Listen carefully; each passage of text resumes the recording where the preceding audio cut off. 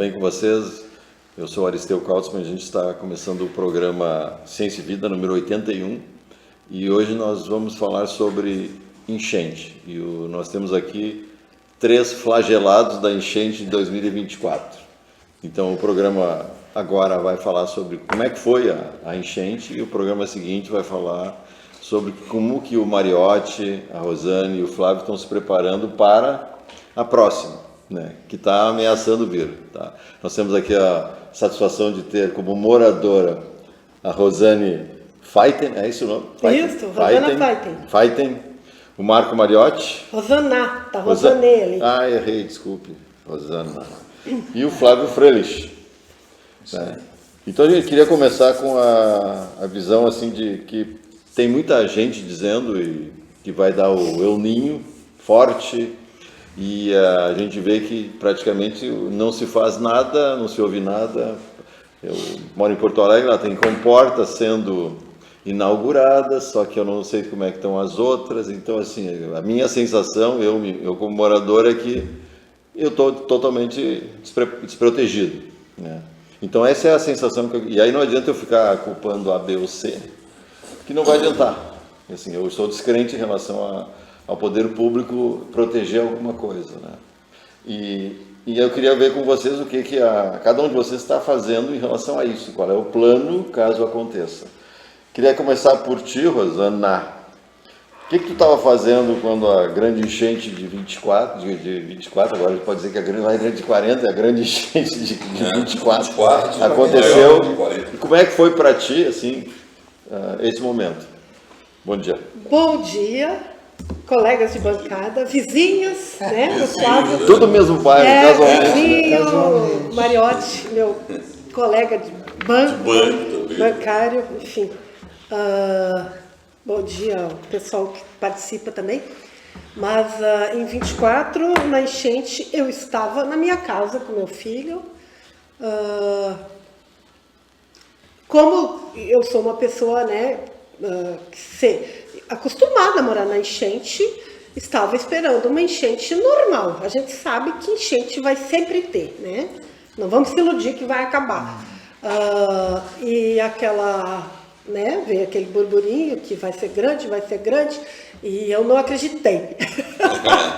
eu tenho fé, eu tenho esperança, porque eu fiz uma casa alta, né, num local de enchente, e comprei o barco. Eu sou uma das poucas moradores que tem o barco, porque como o Flávio falou, ficar dependendo do poder público... Aristeu. Flávio, colega. Aristeu.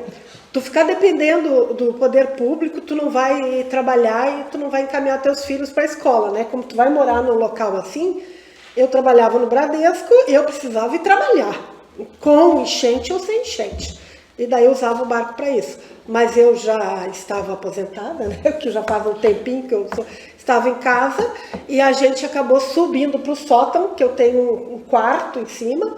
A gente subiu, eu e meu filho, subimos para o sótão, levamos nossos animais de estimação e começou a subir, e quando a gente viu, estava no meio da casa, embaixo já, as coisas erguidas, e eu chego a me arrepiar porque... É verdade. É uma perda muito grande. E como é que foi para ti, Mariotti? Bom, dando tempo a respirar. Meu pai, quando se instalou ali naquele lugar, eu sou meio privilegiado, porque a área já era do meu pai, aquela que eu resido ali ao lado da casa dele, enfim. Mas ele já se baseou pela de 41, então ele fez, vou pegar acima daquela enchente, porque aquela foi um evento fora do normal. Ou seja, a gente também não esperava absolutamente que viesse tanta água. Quando eu levantei pela manhã absolutamente despreocupado, né? A água já estava dentro da minha garagem, o meu carro já não saía mais da garagem, tinha que correr atrás de socorro para tirar o carro de lá, enfim. Aí fiz aventuras de jipe, buscando reboques, tirei um monte de diversos outros carros. Bom, virou uma correria, mas o que acontece? A gente não esperava. Então ali na casa da minha mãe, e na minha garagem entrou quase 1 metro d'água dentro. Na casa da minha mãe também acabou com tudo que tinha. Aliás, o Flávio Saiu da casa dele, foi lá para casa, porque lá em casa não vai pegar. Pegou também. E ele estava com problema com o irmão dele, então teve que se deslocar para outro lugar, em função de não ter que passar por dentro da água o tempo todo. Né? Não, foi engraçado. E contigo, Flávio? Não, foi engraçado porque quando eu fui na casa dele para ficar lá, eu passei a noite lá. Mas faltava isso aqui para entrar já no pátio dele. Eu digo, pai, eu não vou nem pegar o meu irmão para trazer para cá, vou ter que tirar ele de volta. E aí peguei, lembra, passei a noite ali e já tinha entrado dentro, já estava na área e já estava faltando um pedaço dentro da casa, né? Onde eu estava. Aí eu disse para ele, cara, não vai dar para ficar aqui, né? E aí foi aquele negócio, né? Fui atrás de achar um lugar para a gente ficar e tal. No fim das contas acabamos no Sesc, né? E aí meu irmão acabou tendo problemas de saúde, acho que ele não tomou os remédios dele. Aí tudo aí vira bagunçou desespero. tudo. Ele foi para o hospital. Mas a gente correu muito atrás dessas coisas, sabe? E a gente teve que correr muito atrás disso, ver aquilo, vai, levanta, né? Então, bastante complicado, bastante traumatizante. Traumatizante. Aí a gente começa a entender. Eu falei, que nem eu falei, virou um gatilho para mim. Eu, às vezes, eu preciso escrever aí falar, mas não é para falar. Eu disse, não, eu sou o contrário.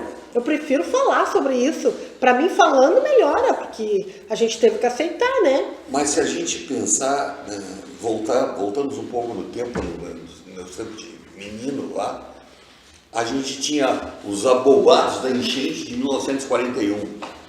Pois nós estamos praticamente os abobados da enchente de 2024, né, pô? É verdade. Porque a gente, qualquer coisa, determina para aquele pavor, né? Do pica-pau. E virou começa a chover. Começa a chover, já fica nervoso. Assustar, absurdo. A gente... Trauma, né? Aí depois da gente subir no sótão, que a água entrou dentro de casa, começou a cair tudo. Aí o meu filho saiu na água do sótão, tem uma escada, foi buscar o barco na rua para me buscar, querido. Ele tinha 17, tinha acabado de fazer 18, 17 ainda, não tinha feito 18. Daí ele foi na rua, pegou o barco, entrou dentro de casa do barco e me pegou na escada no colo. Eu digo, que benção. Me pegou no colo para mim não me molhar, né? Porque eu sou asmática, não posso pegar água fria, mas, enfim, fui bem protegida por ele, me colocou no barco e a gente saiu dali. Remando. A gente saiu com correnteza já, né? E até aonde, já era perto ali da Feira do Produtor, que a gente conseguiu estacionar o barco e eu liberei para o Thiago Maratá, que trabalhava na prefeitura, eu deixei o barco com ele. Normalmente meu filho ficava ajudando as pessoas, mas aí eu já achei perigoso para ele, né? Sem ter corrente, né? E a gente foi para casa de família. Começou a ajudar. Daí eu deixei o barco para ele, para a prefeitura. Ele, né, ficou para ajudarem, porque não tinha muitos barcos, né? É isso que eu digo. Hoje em dia já estão bem mais prevenidos, né? Mas Porto Alegre eu não tive essa experiência, mas quando a gente nota que a gente está numa situação dessas, o que a gente sente? O que a gente sente assim, Flávio? Olha, cara... Tá entrando a água, já está na cintura e o que a gente sente? Para mim a cena mais surreal, assim, foi que eu levantei de manhã por causa de um monte de burburinho, assim, né? E aí eu digo, tá acontecendo alguma coisa, né? Aí levantei, o dia recém tinha clareado, e eu olhei para fora, assim, eu vi um barco passando, cair. Que isso?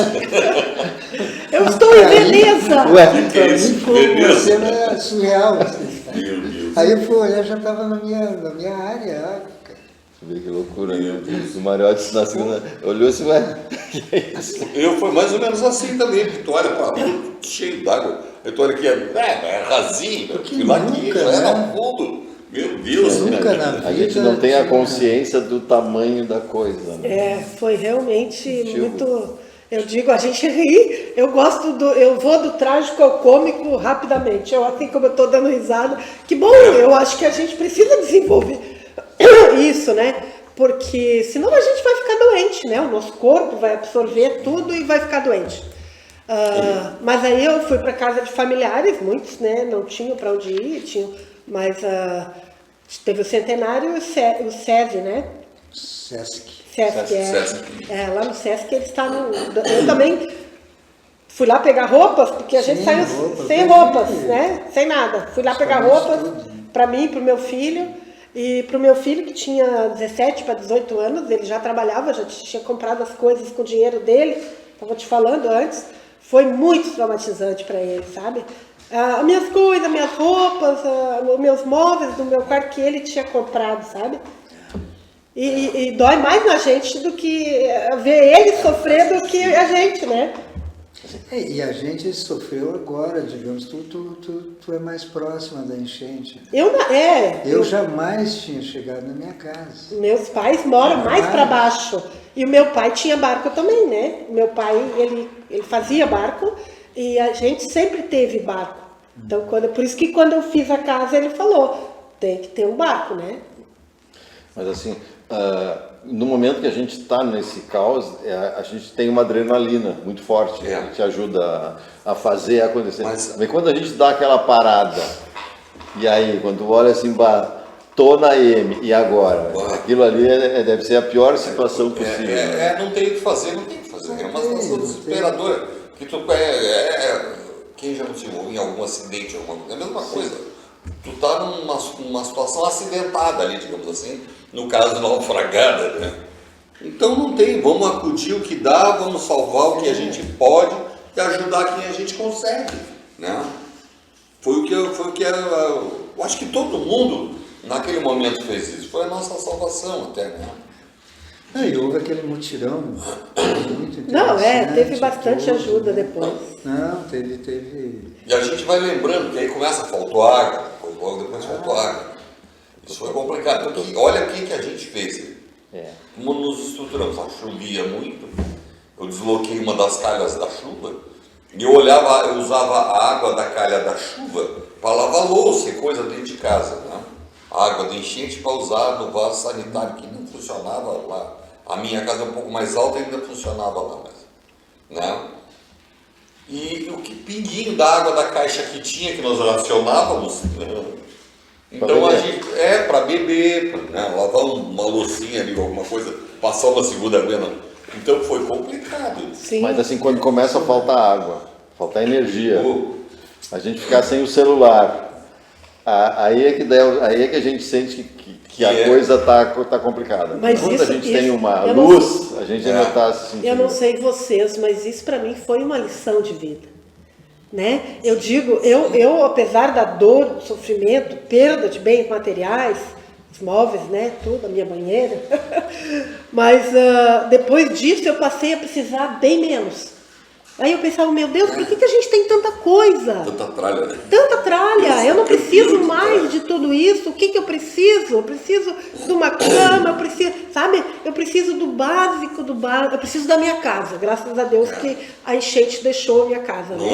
Somos abençoados que temos uma casa, né? E ter o básico ali dentro, né? Arrumar. Eu, por fora, eu nunca mais arrumei toda, pintei, reformei. Depois vem o assunto de como a gente está se preparando, né? Mas por dentro a gente precisa, né? Pintar. Mas e quem perdeu tudo? Que nem o caso do Flávio. Quando chegou lá, estava tudo debaixo d'água. Mas eu acredito que todos tinham. Eu perdi tudo também. Perdi tudo também. Perdi tudo. Na então, verdade. Assim, aquela sensação. E o que eu acho que demorou para baixar a água. Ela ficou. Parou. Então tu ficou numa situação de. A geladeira, espera, o fogão. Não, o fogão eu perdi. Deu 2 semanas praticamente, assim, que ficou nessa de chovendo, esperando. Vai começar a baixar, mas aí não dá para entrar ainda. Né? Geladeira e máquina de lavar eu consegui mandar consertar, porque eles fizeram lá uma limpeza. E acho que foi só o resto. Sorte que eu tinha, como eu falei, mobílias na chácara, né? As mobílias que eu não queria mais, agora eu quero. Fui lá. É bom a gente ter. Aí veio esse ensinamento. Guarda que um dia tu pode precisar. A comunicação que o poder público fazia, você chegava a ouvir, acompanhar, questão assim, qual era a fonte de informação para vocês? Era boca a boca? Olha, eu acho que era mais boca a boca aqui. Alguma coisa via. Quanto que a gente. Via, mas não era efetivas as comunicações via rádio. Confusas, Mas nas redes sociais vinha aquele informativo, né? Cresceu tanto, está crescendo, vai vir, sabe? Existia essa informação, mas assim como nós... A gente não levava, não considerava como verdade aquilo. Eu tive a impressão que eles também estavam perdidos. A gente não sabia exatamente o que aconteceu. Rompeu uma barragem que foi lá no rio Taquari, acima, lá no Vale do Taquari.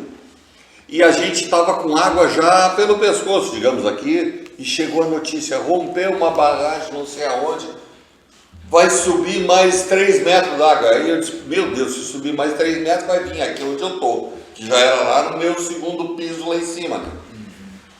Né? Aí tu fica, e agora, o que eu vou fazer? Vou largar tudo e vou embora. Né?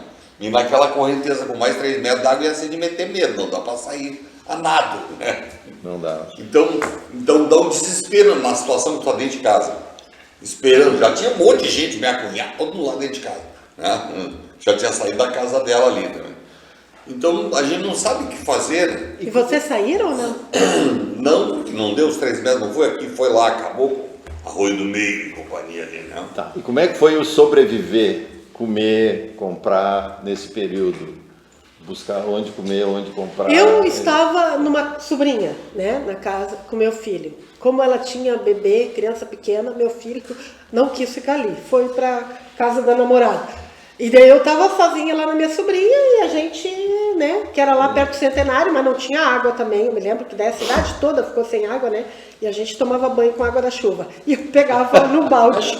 E a gente sobreviveu, E aí eu pegava... Agora a gente ri, né? Mas aí agora eu pegava balde, né, pra gente tomar um banhozinho, pra usar, pra cozinhar. Um banhozinho tcheco. E eu digo, eu tava fora esperando baixar pra depois voltar, né? E enquanto não tinha o que fazer, tinha que esperar, né? Esse período de espera foi quantos dias? Porque hoje a gente perde a noção. eu perdi a noção. 2, 3, 4. 4 dias. 4 dias, E depois mais voltar, 2 semanas. E voltar para casa.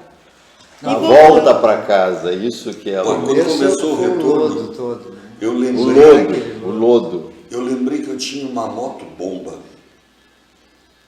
que era de utilizar lá fora, uma bomba de uma certa capacidade pequena, mas daquela de motor de motosserra. Aquilo foi uma salvação, porque eu pegava água da enchente quando estava baixando ainda, né? E usava a moto bomba para começar a lavar as casas. Porque depois que seca é um Deus dos acordos. Aquilo gruda. Flávio, como é que foi? A primeira vez que tu botou umas botas, foi lá e...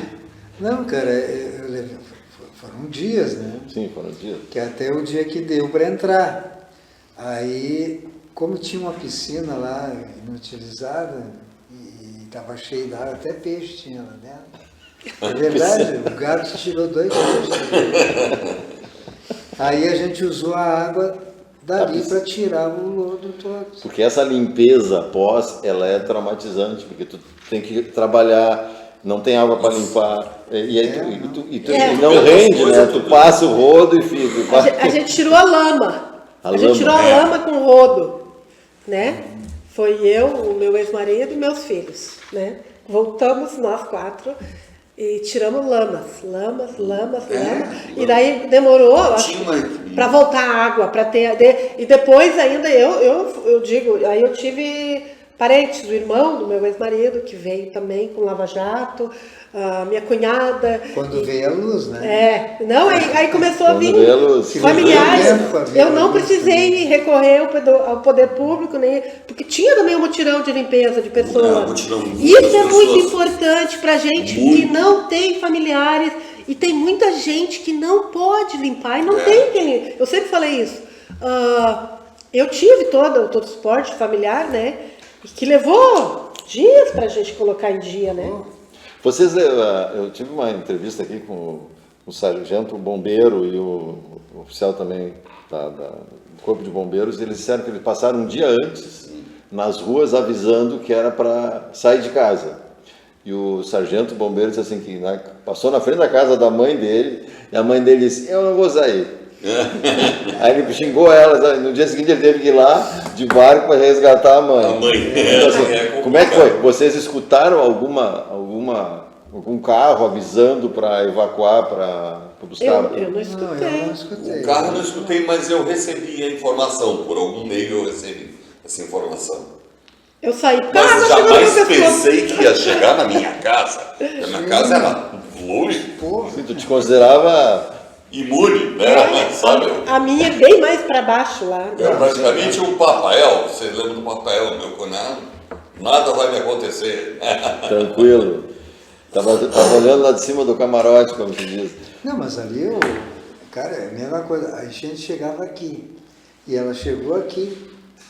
Quer dizer, fora de qualquer... Houve êxodo, né? porque assim, eu estava em Porto Alegre eu não fui atingido pela enchente, mas a cidade colapsou, não tinha coisa para fazer, então eu tive que sair, então eu fui a Torres, na casa do irmão meu lá, eu veio 9 horas para ir de Porto Alegre a Torres, uma odisseia, mas Montenegro teve esse êxodo, a maior parte ficou em casa, ficou por aí, por roda. Não tinha como sair de Montenegro. A Nós minha ficamos tia, criados. por exemplo, saiu. Não tinha como Não sair. tinha como. Eu lembro que eu estava em comunicação em Porto Alegre e informava eles lá, dizendo, olha, vocês se preparem que a coisa está pegando, né? No primeiro momento até meio que não me deram muita, né, importância, da mesma maneira que nós, né, custamos a aceitar tudo. Né? Então quando chegou lá foi um Deus nos acuda também. Aí nós... Ficou ilhado. Eu me lembro que eu vim fazer um programa aqui Não e tinha eu como a gente tive que, negociar. para chegar em Montenegro, eu tive que fazer todo um roteiro em Porto Alegre para escapar, para poder chegar aqui. E quando eu passei ali na Tabaí, a água já estava lambendo o asfalto. Na volta eu na vim... saída ali, interrompeu em Caí, dava para sair por Salvador, mas em São José eu tive que buscar um reboque lá para começar a arrastar os carros. Em São José eu passei com um jipe com água pelo bigode, assim. De jipe, né? De jipe, jipão dessa altura, dessa mesa aqui. Né? Corajoso. Mas não tinha jeito, né? É aquela história. Eu não vou. Não, mas eu fui lá, experimentei o caminho, fui botando o pezinho, ninguém vai... Eu vou para um lugar alto e lá eu espero. E como é que vocês se sentiram como cidadãos?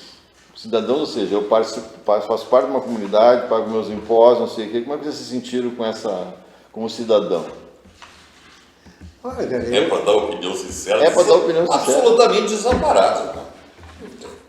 Quem acudiu foram nós cidadãos, né? Nós que formamos uma equipe, fizemos, né? Que conseguimos fazer. E daqui que a cidade conseguiu fazer alguma coisa para acudir, era muita gente, compreensível, né? Não tinha o que fazer, né? Era muita gente, muito volume. Teve aquele domingo, que foi um domingo de mutirão, assim, que aquilo ajudou bastante, cara. Mas aí já foi pós, né? Sim. Na hora do vamos ver mesmo. Tá, mas mesmo depois, né? Mesmo depois, assim, não estava preparada. Não, acho que não estava preparada. Mas que nem, por exemplo, que eu saiba, morreu uma pessoa, que foi o senhor que foi salvar os animais, né? Eu acredito, eu não vi tudo, a gente não viu, não participou, né? Mas eu acredito, assim, que tiraram muita gente das casas e se evitou maiores acidentes. Então, eu sempre penso, assim, perder a vida, né? A minha mãe, ela como morou toda a vida em enchente, ela sempre disse, enchente não mata ninguém, a água chega devagarinho e dá tempo de tu sair e de tu te proteger, né? O terremoto já, que nem aconteceu lá, né? Aí, então a mãe sempre dizia assim, que ela construiu uma casinha 2 pisos e ela ficava lá em cima tomando mate, olhando. Mas assim, nesse nível, ela mata. Porque ela pega idoso, pega pessoas com algum tipo de deficiência. Ela mata se não tiver um plano de contingência, né? Aí, assim, mas eu acredito que teve esse salvamento, essa busca. Mas assim, entrando no detalhe, não, porque, por exemplo, Eu tive uma reunião um tempo atrás aí com a guria da imunização de Montenegro. Não esqueci o nome dela agora. E aí ela perguntou, cadê a tua carteira de vacinação? Você não tem. Tu tem que ter, porque todo mundo tem que ter a carteira de vacinação, porque ela deve acompanhar a vida inteira. Eu não tenho essa lógica. E assim, ó, muita gente, eu falo do irmão do Flávio, o Eduardo, ele tomava remédios. Então ele não tinha uma plaquinha, vamos dizer assim, que dissesse, não é o sangue, dissesse, olha, eu uso tal medicação, para que lá no lugar o pessoal soubesse. Então, as pessoas elas eram jogadas, quando eu digo jogadas no sentido assim, figurativo, e as pessoas estavam lá com toda a boa vontade, não sabiam se o cara tinha diabetes, se o cara era hipoalergênico, se o cara não sei o quê, sabe? Eles não tinham essa informação. Então, eu acho que cada um de nós, essa é a pauta do nosso próximo, a gente deve se preparar para o caso eu seja socorrido, que a pessoa saiba quem é que está socorrendo, senão fica muito assim, não dá para culpar. Não, aí entra no meu lado, né? Eu tenho que saber o que... Poder dizer, olha, está aqui meus remédios que eu tomo, e se eu não tomar, eu morro. Que foi o que aconteceu com o irmão do Flávio, que era medicado de uma hora para outra, não tomou a medicação e surtou. E veio a falecer depois em função disso. Consequência disso. Eu tenho um irmão que tem... Eu tenho um irmão que também toma remédio desse tipo assim. Se ele não tomar, ele surta. Então, isso não compete ao poder público, compete a nós mesmos nos organizar para uma próxima. É só uma ilação. Que decisões foram tomadas enquanto vocês estavam flagelados? Para frente.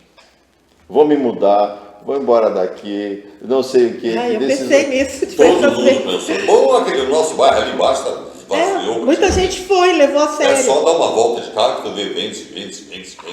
É um absurdo. Deu um desânimo, né? Dá um desânimo. Deu um desânimo. Eu pensei também. Agora normalizou um pouco. Algumas pessoas retornaram, arrumaram as casas. Não estão a salvo. Não. Essa altura do campeonato. Meu Deus, eu penso que se considerarmos o intervalo em 1941 até 2024, dá um tempo bom, dá uns 60 anos, né? Mas vamos alertar nossos filhos e orientá-los para que saiam dali. É uma briga, né? Porque o El Ninho tem duas correntes. Uma corrente diz que não temos dados para saber se ele vem forte, e uma outra corrente diz que vai ser mais forte ainda. Então, assim, se cair a mesma quantidade de água, né, nós estamos numa condição muito mais... Porque aqui nós estamos num vale. A água desce, claro, ela vamos dizer assim, estragou muito na serra porque ela veio destruindo, mas aqui ela veio e fica, e não escoa. Então, se vier de novo... Então, assim, acho que essa é a questão que a gente tem que discutir depois. Então, assim, o que a gente aprende, o que tu aprendeu, Mariotti, dessa enchente? Fazendo um gancho para a próxima. Em termos de enchente, o que a gente tem que a gente não tem como. A rigor seria, não pode ficar ali, sai dali, vai para um lugar mais seguro. Bom, essa é a definição técnica, né? Te proteja primeiro. Fora isso, vamos fazer, né, bancada lá e vai botar as coisas em cima. E rezar que não deu outro enchente maior do que a que deu agora. Tá. Não tem outro. Muito claro, o que tu aprendeu? Eita. Cara, a natureza não é fácil. Não. Quando ela vem e tu não... É uma formiguinha. Sim, Então, por mais que a gente se prepare, há sempre o inusitado, né? Sempre tem alguma coisa que foge daquilo que tu pensa que pode ser, né? Então, a ideia é que tu tem que esperar para ver, né? Tu vai tomar a atitude que tu tiver que tomar na hora, assim, né? Tu nunca vai saber se...